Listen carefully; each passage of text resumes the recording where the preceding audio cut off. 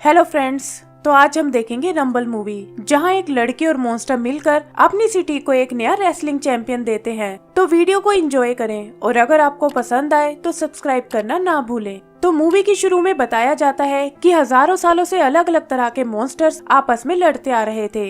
इंसानों को भी इन फाइट्स ने बहुत इम्प्रेस किया और उन्होंने मॉन्स्टर के साथ मिलकर इसे मॉन्स्टर रेसलिंग का खेल बना लिया। हर सिटी के पास अपना एक अलग मॉन्स्टर था जो अपनी सिटी के लिए चैंपियनशिप में भाग लेता था। ऐसी ही एक सिटी स्टोकर का चैंपियन था रेबन, जो अपने कोच जिम्बो की गाइडेंस में लगातार 9 बार चैंपियन बन चुका था। फिर एक दिन किसी तूफान में फंसने से वो दोनों कहीं गायब हो गए और स्टोकर ने अपने चैंपियन को हमेशा के लिए खो दिया। यहाँ से सीन शिफ्ट होकर प्रेजेंट डे में आता है, जहाँ स्टोकर सिटी को अपना नया चैंपियन मिल गया है और इसका नाम है टेंटाकुलर। सिटी में जिम्बो के नाम पर एक नया स्टेडियम बनाया गया है और इस फाइनल मैच में टेंटाकुलर का मुकाबला पुराने चैंपियन किंग गोर्क से होने वाला है। लोग भी इसके लिए बहुत एक्साइटेड होते हैं, जिनमें से एक है जिम्बो की बेटी विनी, जो अपनी मॉम के साथ स्टेडियम में एक शॉप चलाती है। जल्दी ही मैच शुरू हो जाता है और लोग देखते हैं कि टेंटाकुलर गोर्क का मुकाबला नहीं कर पा रहा। तभी विनी नोटिस करती है कि गोर्क अटैक से पहले अपनी नोज को लिक करता है और वो तुरंत ये बात टेंटाकुलर और उसके कोच को बताने जाती है।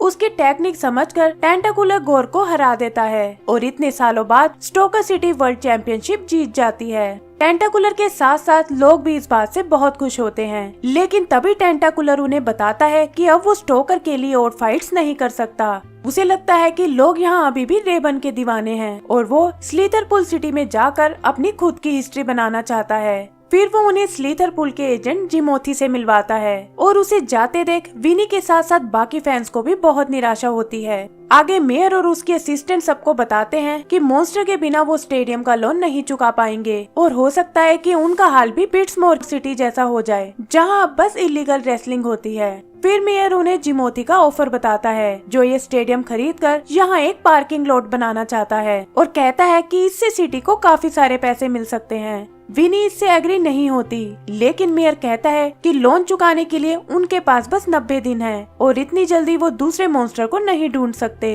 विनी भी समझ जाती है कि अपने डैड और रेबन के लिए उसे स्टेडियम को बचाना होगा और वो एक नए मॉन्स्टर की तलाश में पिट्समोर की ओर निकल जाती है। यहाँ वो काफी सारे मॉन्स्टर्स को देखती है, लेकिन कोई भी उसके साथ आने को तैयार नहीं होता। तभी उसकी नजर स्टीव नाम के मॉन्स्टर पर पड़ती है और उसके मूव देखकर वो समझ जाती है कि ये रेबन का बेटा है, जो बचपन में उसके साथ खेला करता था। वो नोटिस करती है कि स्टीव नकली फाइट कर रहा है और पता चलता है कि यहाँ की ओनर मेहम उसे जानबूझकर हारने को बोलती है ताकि लोगों को बेवकूफ बनाकर पैसा कमा सके।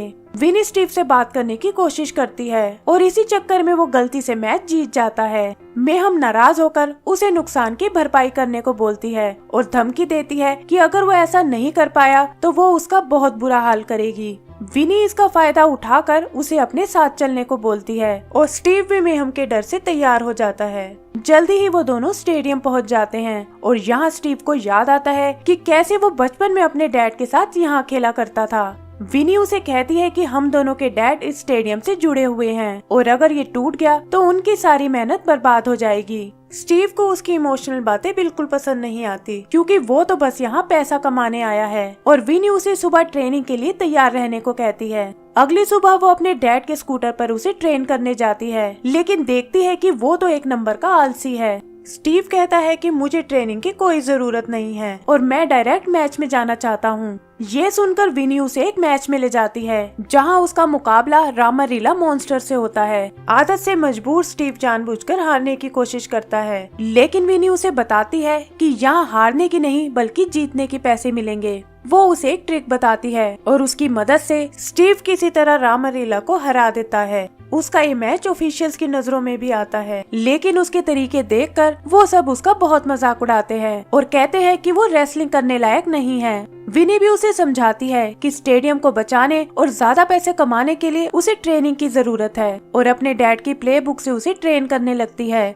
वो उसे उसकी डैड की पुरानी फाइट्स भी दिखाती है, लेकिन स्टीव फिर भी दिल से ट्रेनिंग नहीं कर पाता। वो विनी को समझाता है कि तुम अपना टाइम वेस्ट कर रही हो, क्योंकि बाकी लोग भी मुझे अपने डैड जैसा बनने को कहते हैं और इसीलिए मैं स्टोकर्स छोड़कर भाग गया था। यहाँ विनी को पता चलता है कि स्टीव को फाइटिंग से भी ज्यादा डांस करने का शौक है और वो इसी की मदद से उसे ट्रेन करने लगती है। वो डांस और फाइटिंग स्किल्स को मिलाकर उसे नई टेक्निक सिखाती है और स्टीव भी एक के बाद एक मैच जीतने लगता है। ऑफिशियल्स भी उसके अनोखे स्टाइल को देखकर बहुत हैरान होते हैं और जल्दी ही स्टीव सब जगह पॉपुलर हो जाता है। एक दिन विनी बताती है कि हमारा अगला मैच बहुत मुश्किल होने वाला है और ट्रेनिंग में मदद करने के लिए उसकी एक पुरानी साथी को वहाँ बुलाती है। स्टीव मन लगाकर प्रैक्टिस करता है और हम देखते हैं कि वो लगातार अपनी तीसरी फाइट जीत गया है। ऑफिशियल्स को भी लगता है कि शायद इन दोनों की जोड़ी बहुत आगे जाएगी और वो उन्हें एक इंटरव्यू के लिए बुलाते हैं। वहाँ एक ऑफिशियल उनसे आगे के प्लान के बारे में पूछता है और विनी बताती है कि वो अपना अगला मैच स्टोकर में खेलना चाहते हैं। वो सभी मॉन्स्टर को चैलेंज करती है कि कोई भी स्टोकर में आकर उनसे लड़ सकता है और टेंटाकुलर भी टीवी पर ये सब सुन लेता है।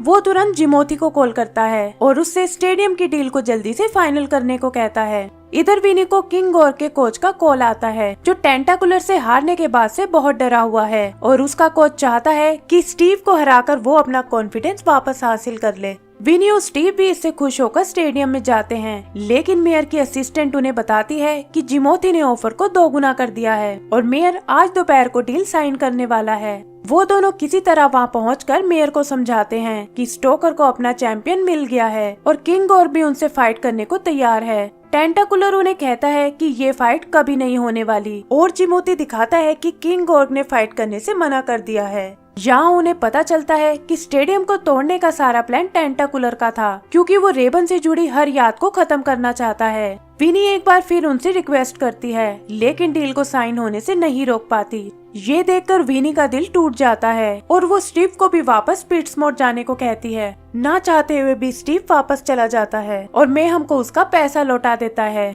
मेहम के कहने पर वो पुराना काम फिर से करने को तैयार हो जाता है, लेकिन तभी उसकी नजर कुछ पुरानी फोटोज पर पड़ती है और हम देखते हैं कि वो एक बार फिर विनी से मिलने आ पहुंचा है। वो कहता है कि मैं अपनी लाइफ एक लूजर की तरह नहीं बिताना चाहता और मेरे पास एक ऐसा प्लान है जिससे हम स्टेडियम को टूटने से बचा सकते हैं। विनी को भी ये सुनकर बहुत खुशी होती है और वो उसका साथ देने के लिए तैयार हो जाती है। इधर टेंटाकुलर और जिमोथी पब्लिक को पार्किंग लॉट का प्लान दिखाते हैं और इससे लोगों का गुस्सा और बढ़ जाता है। टेंटाकुलर ब्लास्ट करने के लिए डेटोनेटर दबाता है, लेकिन देखता है कि स्टीव ने उसकी वायर्स काट दी हैं। स्टीव उसे फाइट का चैलेंज देता है और टेंटाकुलर ये कहकर मना कर देता है कि तुम अभी मुझसे लड़ने लायक नहीं हुए हो। तब स्टीव सबको अपनी असलियत बताता है कि वो असल में रेबन का बेटा है और ये सुनकर स्टोकर के लोग बहुत खुश होते हैं। विनी टेंटाकुलर से कहती है कि अगर तुम रेबन की यादें मिटाना चाहते हो तो इससे अच्छा मौका तुम्हें नहीं मिलेगा और जोश में आकर वो स्टीव से फाइट करने को तैयार हो जाता है। वो डिसाइड करते हैं कि अगर स्टीव 3 राउंड उसके सामने टिक गया तो स्टेडियम सिटी को वापस मिल जाएगा और जल्दी ही ये न्यूज सब जगह फैल जाती है। सिटी के लोग स्टीव के लिए ट्रेनिंग ग्राउंड बनाते हैं और वो विनी के साथ मिलकर वहाँ ट्रेनिंग लेने लगता है। वो पूरा दिल लगाकर मेहनत करता है और एक दिन विनी उसे कहती है कि अब तुम फाइट के लिए पूरी तरह से तैयार हो। जल्दी ही फाइट का दिन आ जाता है और हम देखते हैं कि स्टेडियम लोगों से भरा हुआ है। विनी स्टीव को गुड लक बोलती है और वो अपने अनोखे स्टाइल में रिंग तक पहुंच जाता है। पब्लिक उसे देखकर बहुत एक्साइटेड होती है और विनी की मॉम भी उसे बताती है कि उसके डैड को उस पर बहुत नाज होगा। इधर टेंटाकुलर भी रिंग में आता है और लोगों से कहता है कि बेल्ट को पाने का उनका सपना आज भी अधूरा ही रह जाएगा।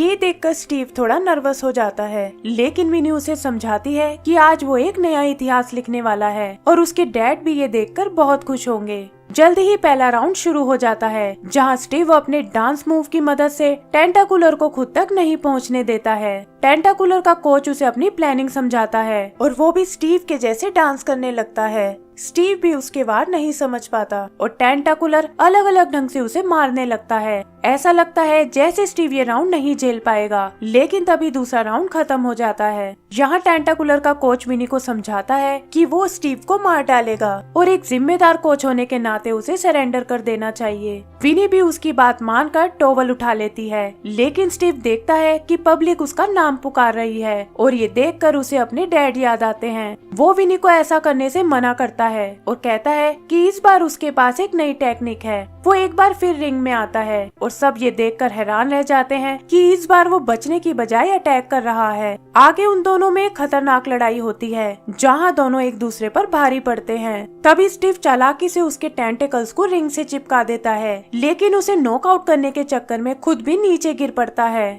टेंटाकुलर हिम्मत करके उठ खड़ा होता है और स्टीव को उठाने के लिए पब्लिक ताली बजाने लगती है। तालियों की रिदम सुनकर स्टीव उठ खड़ा होता है और अपनी एक स्पेशल मूव की मदद से टेंटाकुलर को नॉकआउट कर देता है। इस बार वो खड़ा नहीं हो पाता और स्टीव रेसलिंग चैंपियन का विनर बन जाता है। तो इस तरह स्टोकर्स को अपना एक अनोखा चैंपियन मिल जाता है और वो लोग स्टेडियम को भी बचा लेते हैं। एंड सीन में हम विनी और स्टीव को स्टेडियम में देखते हैं जो अपनी जीत को एंजॉय कर रहे हैं और इसी के साथ हमारी मूवी खत्म हो जाती है। तो दोस्तों, अगर आपको ये मूवी पसंद आई हो तो प्लीज हमें लाइक एंड सब्सक्राइब करना ना भूलें। Thank you.